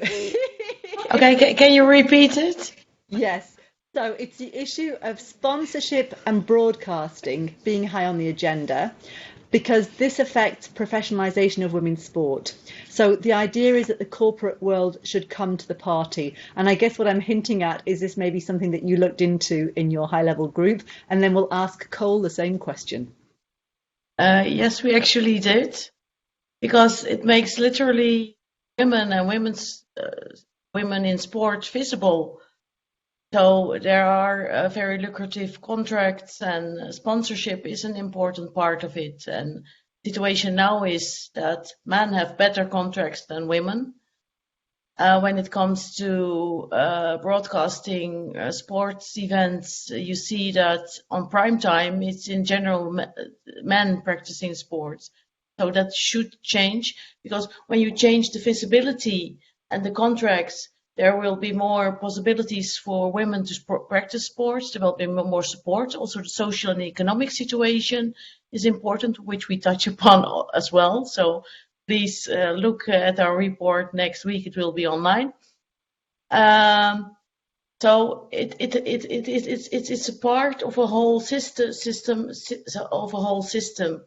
and the way you portray women, of course, in the media is essential.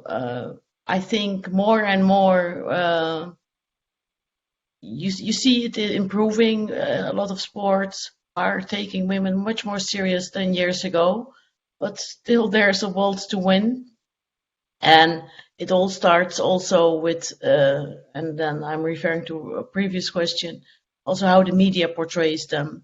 And I think education is important, more female journalists in sport would extremely help, but also we, as the general public, as readers, we can also make our comments and say what we want and what we don't want. But back to the broadcasting, it's extremely important. If you really want to fight for change, you need those corporate guys on your side, and you should work together and see how you can change the world. Because in the end, the corporate guys, also guys in general, it's guys, it should change, of course, if they want to make money.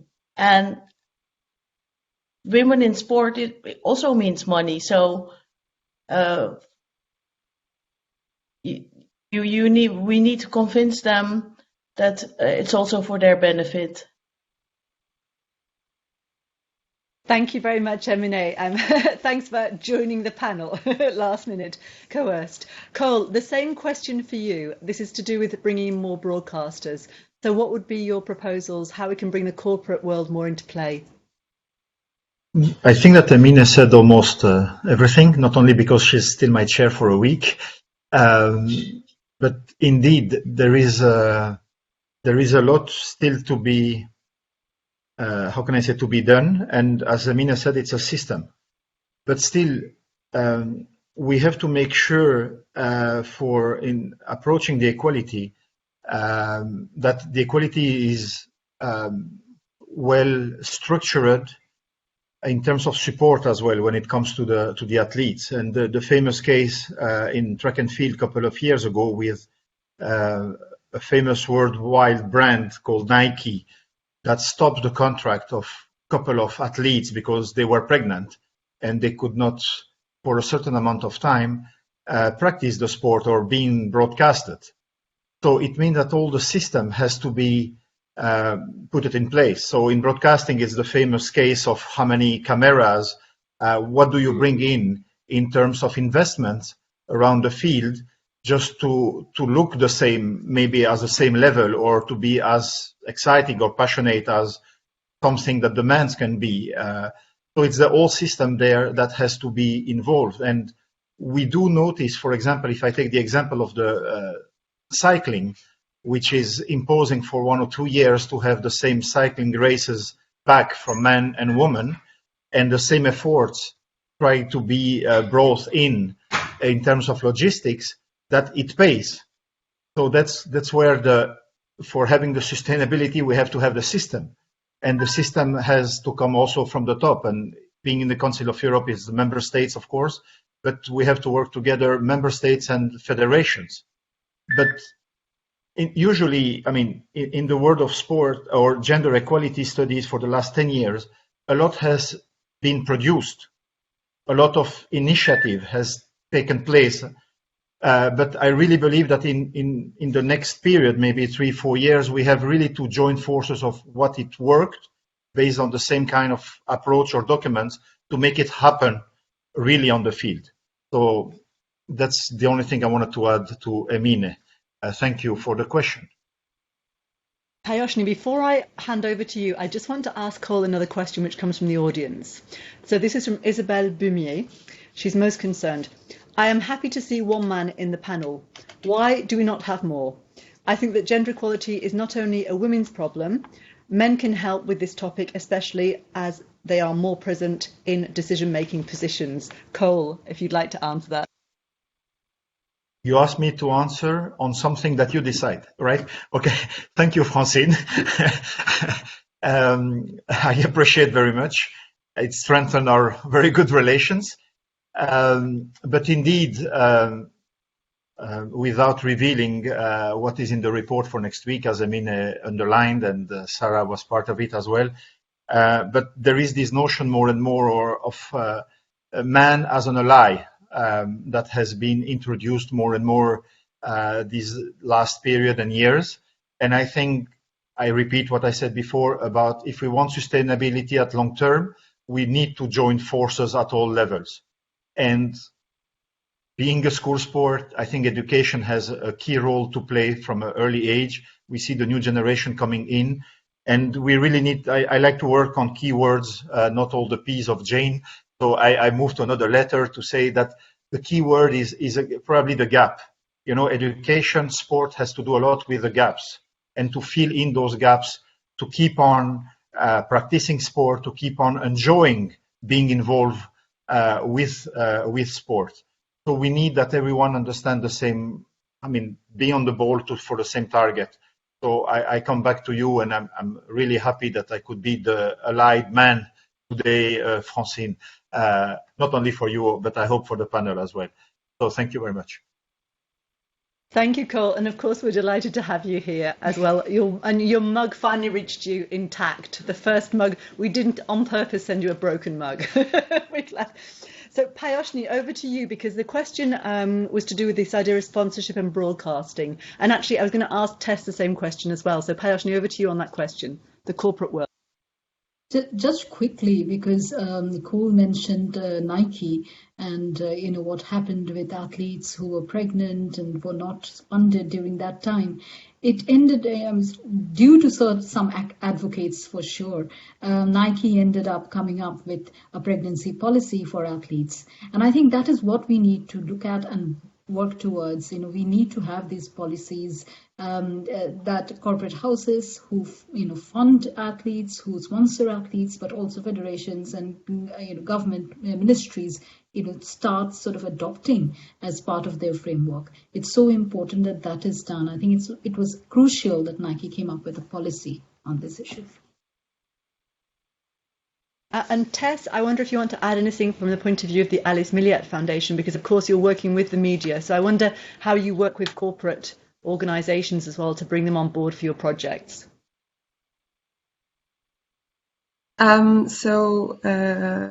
We at the level of broadcasting, we have we work with an agency for all the press relation and the communication. So it really helps us to also have more general global point of view about what is recommended, the timing and everything. What we started developing at the Alice Milliat Foundation is we have what we call the Alice Milliat Collective, and it's composed of different athletes and also retired athletes. And recently we asked them how they used to manage their press relations, their relations with the media. And it was very interesting to see that the big majority of them were actually doing this on their own. So we really have this, we really saw that actually women don't always have the means to take care of their media relations when they are in activity. Also because, like it was mentioned before, the status is sometimes difficult. You have to have your professional activity and then your sport career, because most of women are not 100% dedicated to their sport activities. And so we are trying to think about solutions to help them, concrete solutions, because we think it's a very important subject to have more sportswomen invited on TV program, but also promoted in articles. And it's just actually the biggest obstacle seems to be the time and the money, because not everyone has the resources to hire someone to take care of this. So this is what we did at our level, and we are working on several solutions for about that. And we will see how it goes. I cannot really tell more because it's really a work in progress at the time. But it was very interesting to have these testimonies from various athletes, and a lot of them also mentioned the fact that actually it was interesting to see that the women's magazines were not always interested in sportswomen. So that's also something we didn't actually have in mind before we did this. So that's also a new field that the media could dig. Thank you very much, Tess. I have a question now for Jane. This is from Pia Hashka. So she would like to ask a question about gender medicine or gender-based science for training and support for women in sport. Is this a topic that is looked at amongst the different panels and committees? As you're the academic. Yeah, I think that's really a very interesting question. And when I was, I'm sure many of you have had multiple newsletters and announcements coming through over the past couple of days about International Women's Day. And one of the ones that came through to me yesterday was about the lack of women being included in sports science projects. So I think what I had here, 2014, the European Journal of Sports Science published a paper called "Where Are All the Female Participants in Sports and Exercise Medicine Research?" And it seemed like in most of those studies, 27% were all male, and 73% included only some women. And I think, you know, it's really important when we start to think about data that we look at gender balance in amongst that. You know, should we be supporting, you know, from an ethics point of view, from a funding point of view, from a knowledge point of view, you know, sports science that actually doesn't account for the fact that men and women's bodies are different. You know, biologically, we need to test whether it's, you know, different energy drinks or how food metabolizes in the body in different ways, and how that informs, you know, the health and exercise remit that many governments have. Is really, really important. So again, it's, you know, making those connections and looking a little deeper and holding people to account. I think we really do need to hold, you know, universities that are funding these things to account and saying, you know, why is there not more women involved? Where is your sample, et cetera, et cetera. Thank you very much. Sarah, I'm going to ask a question. I had a few in mind for you, but I'm going to try and hone it down just to one. No, I'm going to ask you two. I can't resist this. Is femininity in sport still relevant? That's the first question. Yes. Was it ever relevant, I think would be my answer, because I think it seems to be used as a weapon since the beginning. We always sort of used this question to prevent women doing sport. In the beginning, it was, you know, our bodies were too frail and couldn't stand up to it.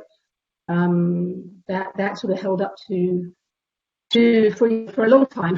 What was it, 1975, the Boston Marathon? You know, we were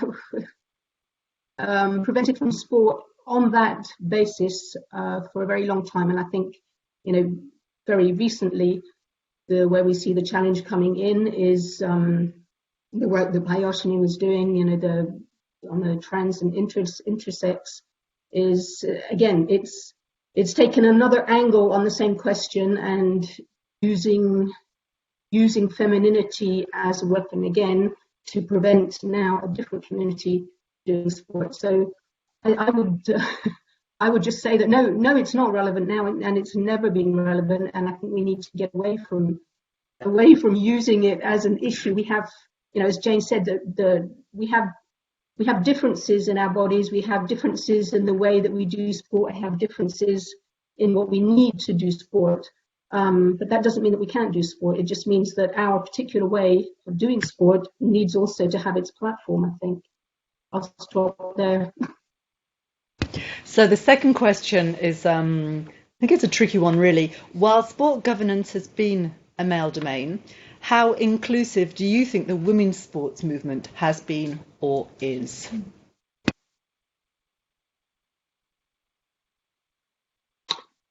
Yeah, that's a sensitive one as well, isn't it? It touches on the same question, I suppose, of what's happening now in women's sport is the different sides that are being formed, sort of using sport as a weapon, really, again, for this sort of gender issue. I would say, that women's sport, true women's sport, is inclusive. We have lots of athletes that come out, I think, I can't remember who said it before. I think it was Nagin again who said it before. The more diversity we have in sport, the more true competition we have. Everybody has their place, and let's open up, that we can really find a platform for everybody. And I think we can find that actually improves competition. Maybe we need to rethink the way competitions are formed. That's very likely, but I think sport can be welcoming. I think at the moment it's being used in a battle that is maybe not essential to sport, and maybe not just to sport.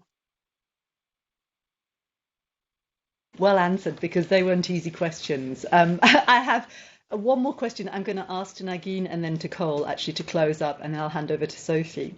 Nagin, firstly to you, because you touched on this when you spoke earlier in your presentation as well. So we can consider that a lot has been done in terms of gender mainstreaming and equality between men and women in European institutions like the Council of Europe, like the European Union. So we're strong in publishing strategies and writing policies, but how do we now make sure that these translate into positive changes on the field? So my answer would probably be by having us with you, give us a seat at the table so we can help ensure this. Because you never really know, do you? I can sit here and hold a presentation, and what will happen after that? How will I ever know? Will I know if there's a process going on? So that in my next presentation, I will say, okay, someone's doing something about this. Or will it be the same message I will have? No one's doing anything. So you need to include us in order for the narrative also to change. It's also becoming a story, this about policymakers not doing anything other than talking. Well, this is because we're not a part of the process, so we don't know anything. So give us a seat at the table so we can help you provide a solution, because it isn't easy, but it might be easier and better for everyone if we're all there, right?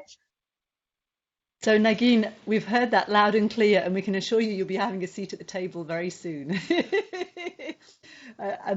So the next question is, well, the same question for Cole, in fact. It's about transposing European policy into reality at grassroots level. So what would you suggest? How can we do this better? We'd better, we have to take stronger commitments. I think that the analysis has been done. We keep on doing it. The only thing that I believe that has to be done, it's really to impose it almost, or to take really strong commitments. That's how it will, for me, change at the short or medium term in the quickest, and to monitor it, and also maybe to how can I say, to impose it in the relation between the public authorities and the federations.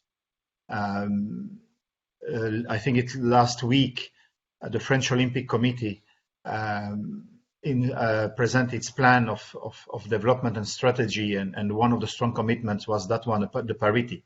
So we really need to go to the further step, which is try to impose as much as it's possible by the laws, by everything, but to take stronger commitments. We do have a lot of documents, analyses. We do have now a really expert that are studying for the last 10, 15 years beside the people who are engaged as policymakers for probably the 70s in a more structured way. So really, I would say that that one is now the next step, is to try to, even if I don't like too much the word impose, because I prefer the word education or working together without using a lie. But I think that to some extent, if we want to make quicker steps, that's the next step for a certain period, I would say.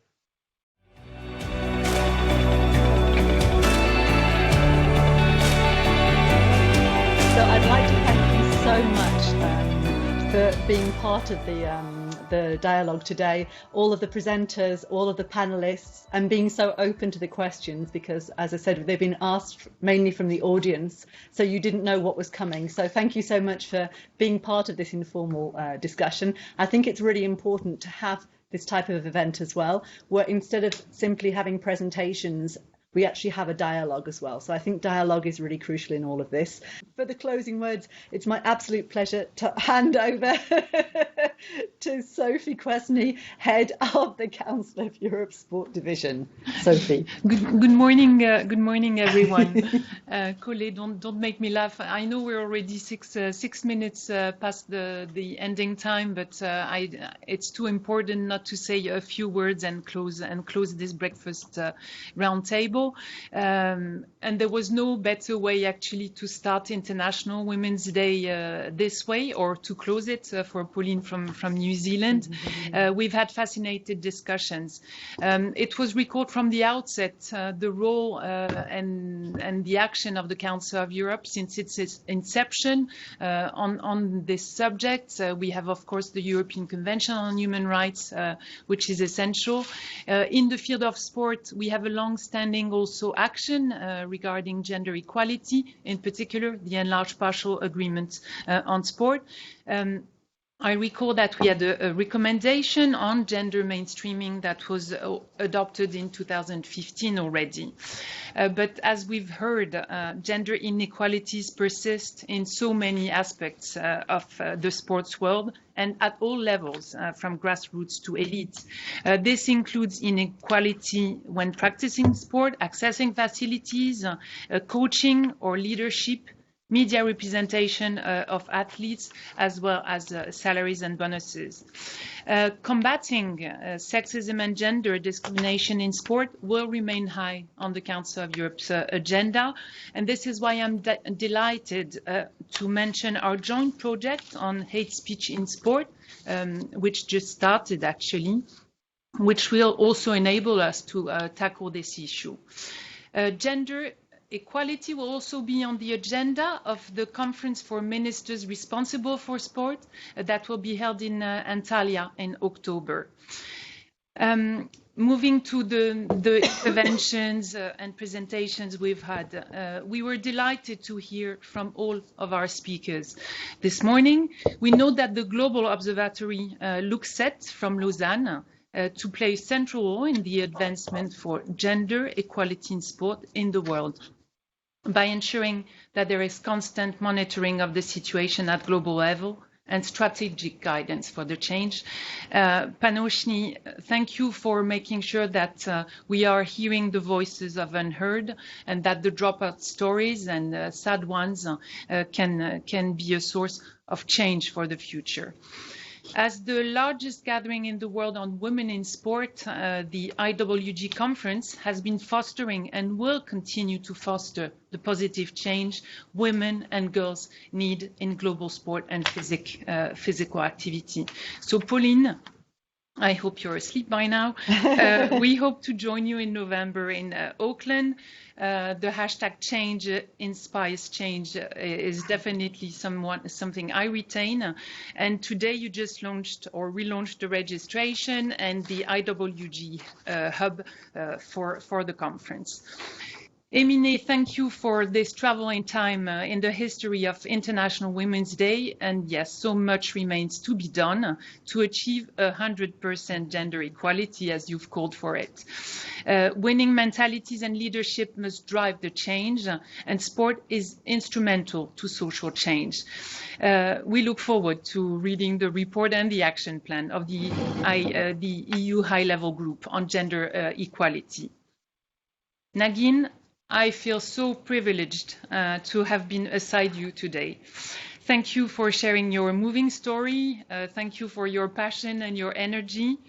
You feel like a lottery winner, and through your actions, you've stood out, you've broken barriers, and you are an amazing source of inspiration for us. Listening to you, it echoed the motto of my high school, which in French is Enrichissons-nous de nos différences, from Paul Valéry, which means let's enrich each other from each other's differences. Charlotte, happy anniversary to IFSO, a great opportunity to be with you today, and for recalling the need for data, for statistics, and the fact that there are too few for the time being. The role of sport officials in triggering change is, of course, essential. Let me finally thank our speakers on the panel, Sarah, Jane, Tess, Colette. No, you have not been our mail token. It was essential to have you and have ISF. And so looking ahead as what needs to be done for the future, once again, I want to recall that our All-In project will hopefully restart. I heard a lot of support for it. To strive for greater gender equality, we will build on the existing findings and indicators for what we hope will be an even more extensive data collection. To make this a success, we continue to call on you to work closely with us.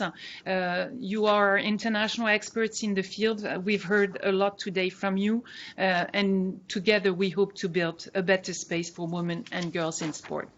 So let me applaud you all and each and every one of you behind the screens for your commitment, energy, and willingness to make sport a better place for all, and through sport to make a better world for all of us. Thank you again very much for this breakfast roundtable we had together. Thank you, Sophie. And just before we finish, we're just going to take a photo of all of us holding our mugs up. Francesca here is going to take a nice photo of everybody so that we can have this memory of International Women's Day, but of course a lot to do, a lot of work to keep going here. So we'll just bear with us for one moment and we're going to have a nice photo of the screen. Is that okay, Francesca? Yeah. Great. Happy International Women's Day. Keep working hard, everyone. Bye-bye. Bye.